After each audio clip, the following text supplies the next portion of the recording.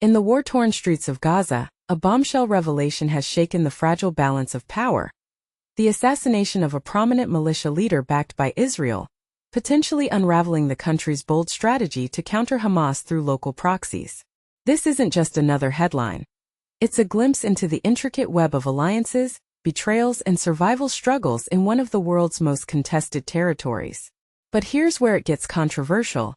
Israel's approach to empowering these groups has sparked fierce debate, with some calling it a necessary evil, while others see it as a recipe for chaos.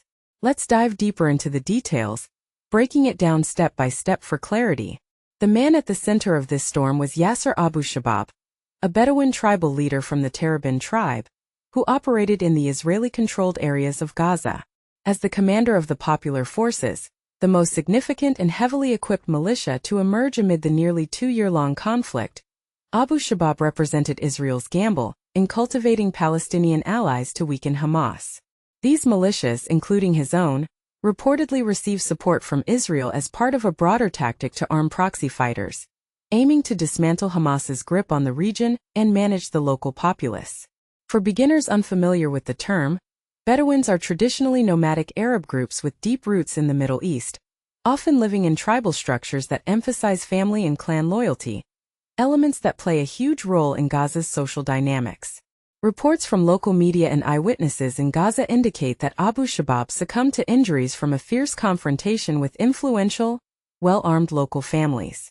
The incident seems to have occurred within the last 48 hours, though the exact timing remains unclear. In his 30s and estranged from his own clan, Abu Shabab reportedly perished after a standoff escalated over a hostage held by his militia members. The hostage's relatives launched a bold assault on the Popular Forces base, resulting in losses on both sides. Abu Shabab was gravely wounded and later died from those injuries right there in Gaza's devastated landscape. This clash underscores the volatile tribal rivalries that can erupt even among supposed allies, where personal grudges and power plays often overshadow larger conflicts. Hamas, the militant group that has dominated Gaza since 2007, swiftly denied any role in the killing. Their spokesperson labeled Abu Shabab a traitor, a collaborator with Israel, and vowed to pursue him, but they insisted their hands were clean this time. Meanwhile, Israeli Prime Minister Benjamin Netanyahu openly admitted in June to supplying arms to anti-Hamas clans and factions in Gaza, yet his administration has stayed silent on Abu Shabab's demise. This silence leaves room for speculation. Was this an internal feud that Israel couldn't, or didn't want to prevent? And this is the part most people miss. These militias often operate in a gray area, blurring lines between resistance and opportunism. Critics of Israel's policy argue that these groups aren't a viable substitute for Hamas, which has maintained ironclad control through repression and intimidation. As Dr. Michael Milshtein, a former Israeli military intelligence officer and Hamas expert at Tel Aviv University's Moshe Dayan Center, put it, the writing was on the wall. Whether he was killed by Hamas or in some clan infighting, it was obvious that it would end this way. His insight highlights the precarious fate of these factions, often caught in cycles of violence they can't escape. Other anti-Hamas militias have sprung up in Israeli-occupied zones of Gaza, and Palestinian analyst Dr. Riyam Oda warns that Abu Shabab's death could erode confidence among them, making it harder to challenge Hamas effectively. Take Hassam al-Astal, leader of another nascent militia in Khan Yunis, who declared in September that he and Abu Shabab provided an alternative force to Hamas. Astal's current location is a mystery, adding to the uncertainty. Despite the October ceasefire brokered with U.S. support, Abu Shabab's roughly 100-strong force continued activities in Israeli-controlled areas.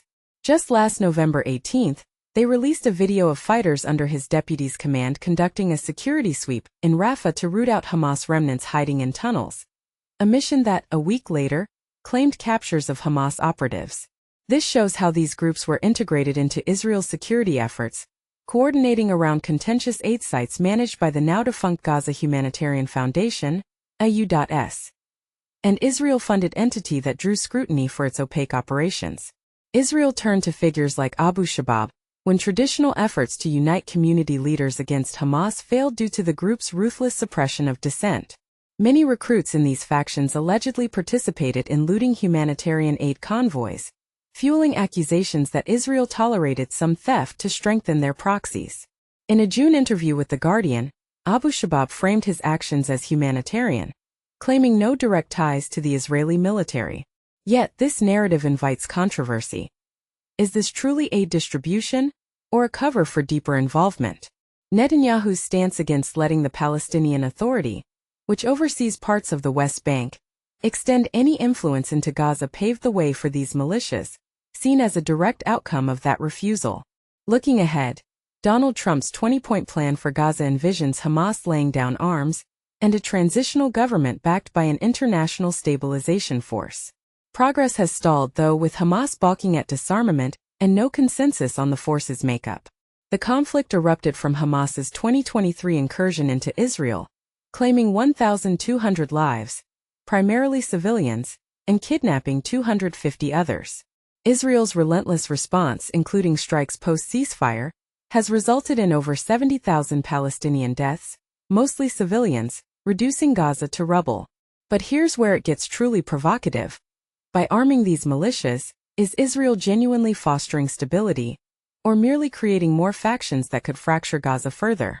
Experts warn that without a strong alternative, these groups might devolve into criminal enterprises, looting aid and alienating locals.